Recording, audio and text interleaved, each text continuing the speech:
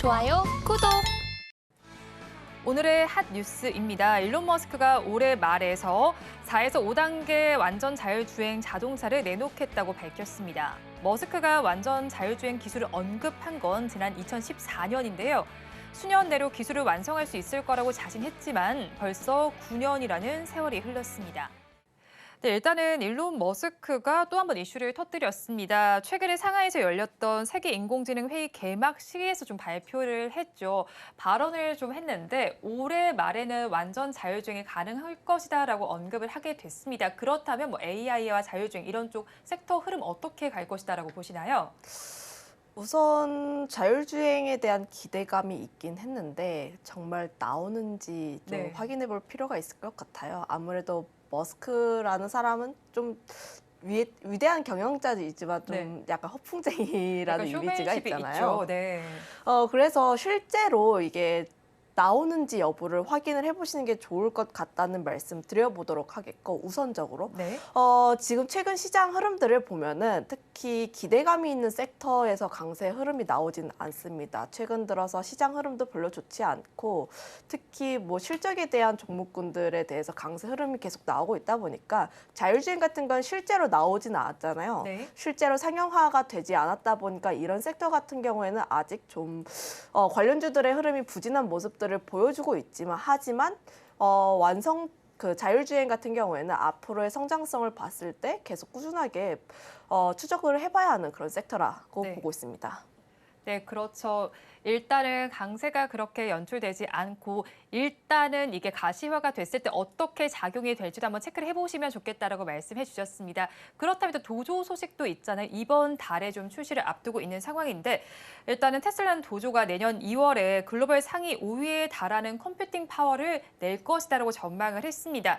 그렇다면 또 이 테슬라 휴머노이드에도 탑재가 될 것이라는 전망이 제기가 되기도 했는데요. 그렇다면 각국의 기업에 이런 이슈들은 어떤 영향을 미치게 될까요?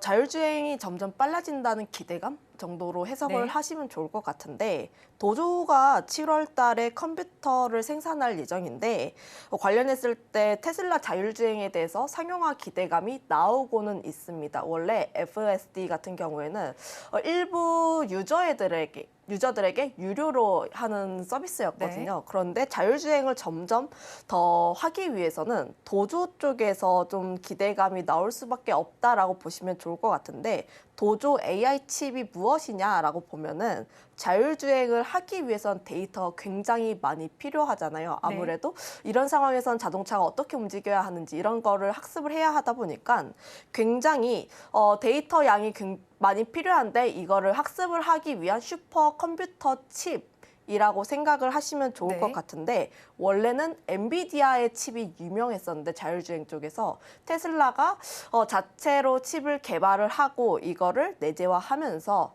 앞으로 테슬라 같은 경우에는 자율주행 쪽에서 선두주자로 나아가고 있다. 물론 자율주행 쪽에 있어서 가장 먼저 선두에 치고 가는 기업이 테슬라이긴 해요. 네. 왜냐하면 보통 자율주행 같은 경우에는 6단계로 구분을 하고 있는데, 우리나라 같은 경우에는 내년에 현대차 그룹들 EV9이라든지 했을 때 레벨 3를 출시를 할 예정입니다.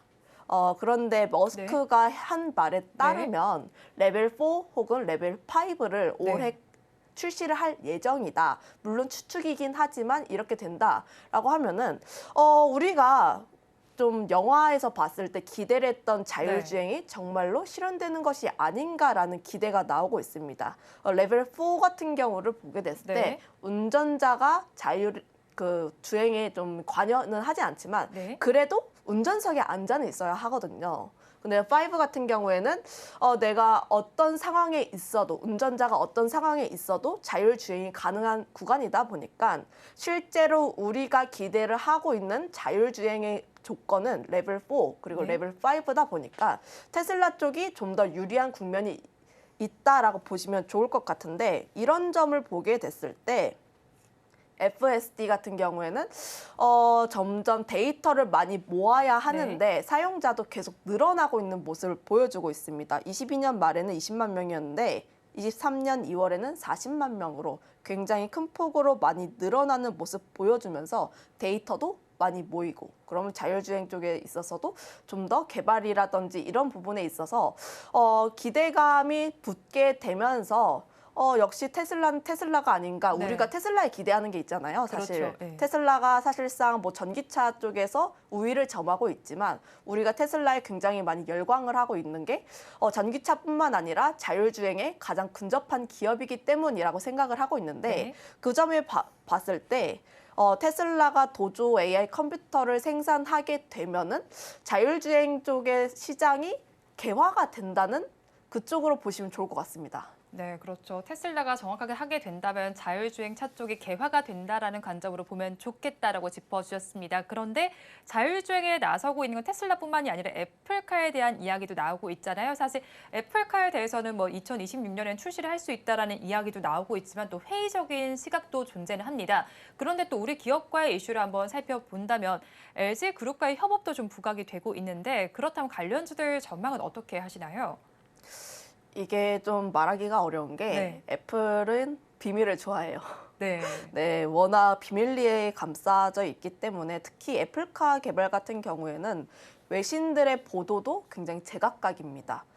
우선적으로 외신에서 보면은 미국 애리조나주에 위치한 부지에서 애플카를 극비리에 진행을 하고 있다는 보도가 나오기도 했었고요. 일부 전문가의 말에 따르면 지금 애플카보다는 애플카 쪽, 그러니까 자율주행 차량용 소프트웨어 기술에 좀 더 집중을 하고 있다는 기사도 나오고 있습니다.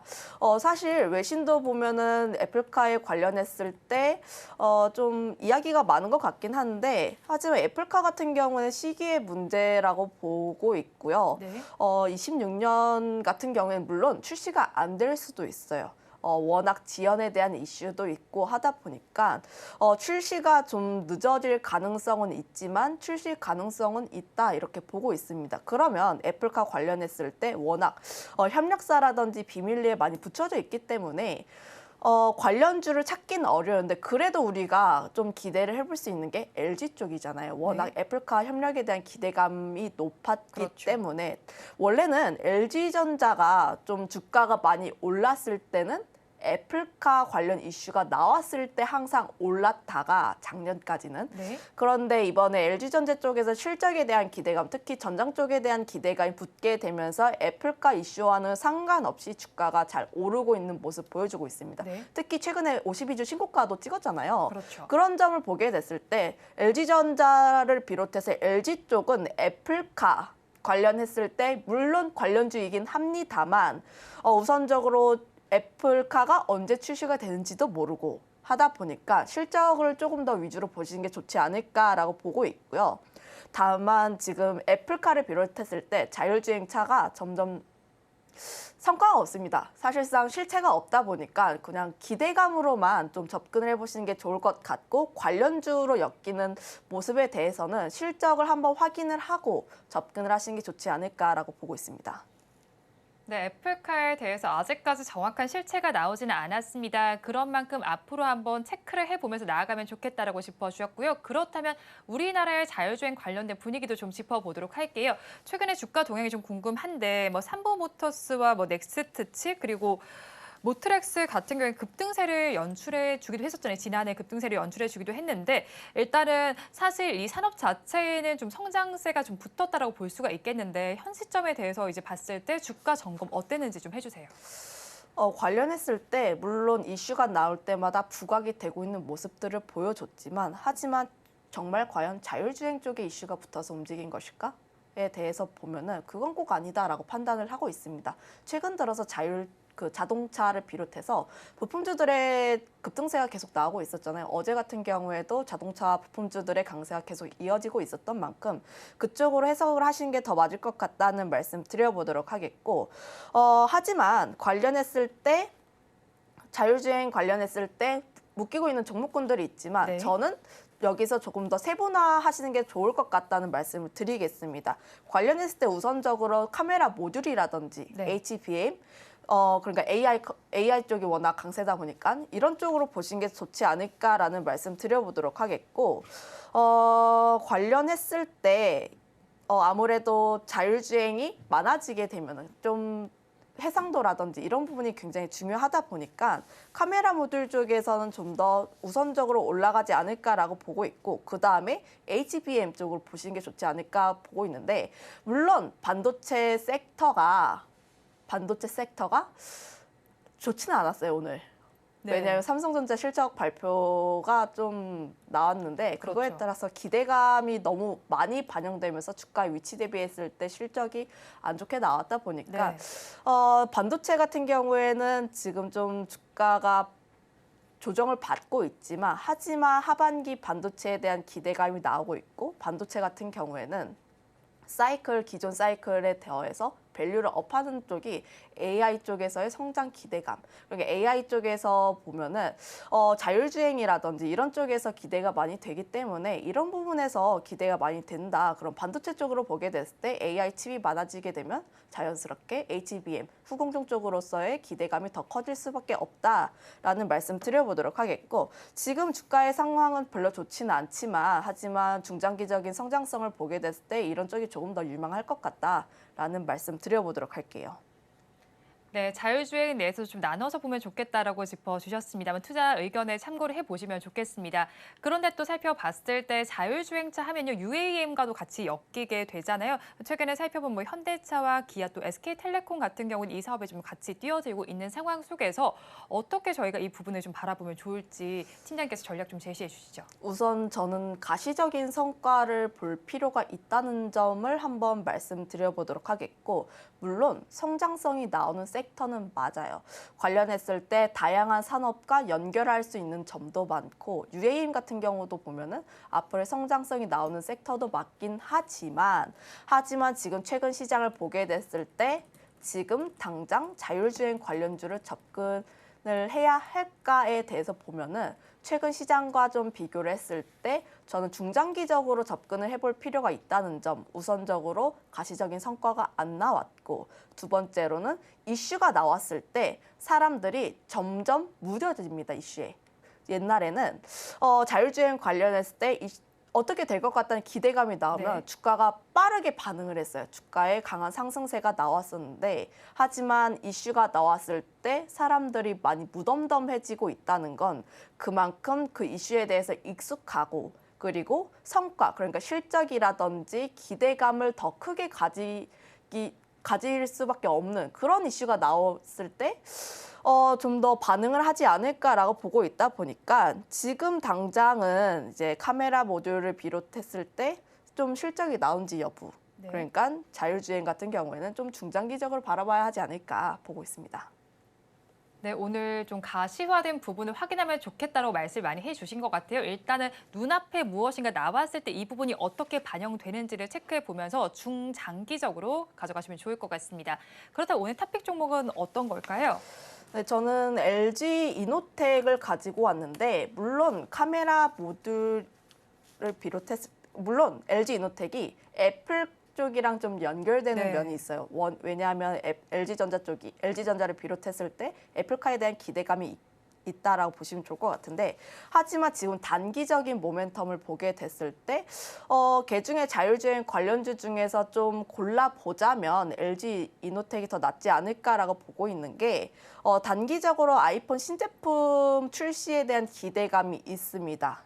3분기 같은 경우에 통상적으로 아이폰 신제품이 출시가 될 예정인데, 작년에 중국 공장에서 워낙 코로나로 인해서 마비가 되었잖아요. 그래서 좀 출시라든지 이런 부분이 출하량이 좀 부진한 모습들이 보여졌지만, 올해 같은 경우에는 그 부분이 일부 해소가 될 것으로 보이게 되면서 출하량이 굉장히 많이 늘어날 것으로 보게 됩니다. 그러면 아이폰 신제품이 잘 팔리게 되면은 LG 쪽에 대해서 좀 기대가 된다라고 보시면 좋을 것 같고, 거기다가 카메라 모듈 같은 경우에 베트남 공장 쪽에서 신규 증설에 대한 흐름들도 나와 있어서 앞으로 대응을 해야 하는 카메라 모듈 쪽에서도 빠르게 대응을 할 수 있는 그런 점이 있다 보니까, 저는 중장기적으로도 단기적으로도 LG 이노텍이 가장 적합하지 않을까 이렇게 보고 있습니다.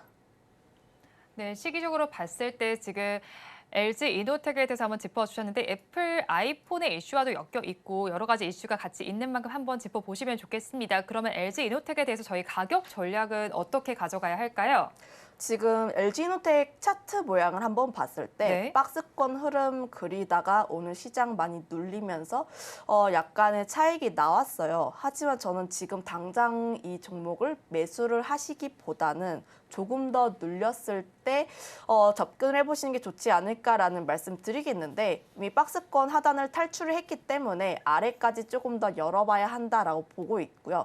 그렇게 되면 지지선 부근 쪽에서 조금 더 접근을 하시는 게 매수 단가에 조금 더 도움이 될 것 같다는 말씀 드리겠고 매수가 같은 경우에는 27만 5천 원에서부터 28만 5천 원까지 분할적으로 접근을 해보시면 좋을 것 같고 다만 목표가 같은 경우에는 36만 원 라인대를 제시를 할 텐데 이 박스권 라인대를 뚫게 되면 윗상단이 36만 원 정도까지 그 다음 박스권이 36만 원 정도이다 보니까 이 라인대를 목표가를 설정을 해주시면 좋을 것 같고 손절가는 24만 5천 원 정도 제시를 하겠습니다. 24만 5천 원 라인대가 이전에 상승이 나왔었던 대세적인 시세가 나왔던 그 라인대 초반 부근이다 보니까 이 라인은 손절가로 한번 제시하겠습니다.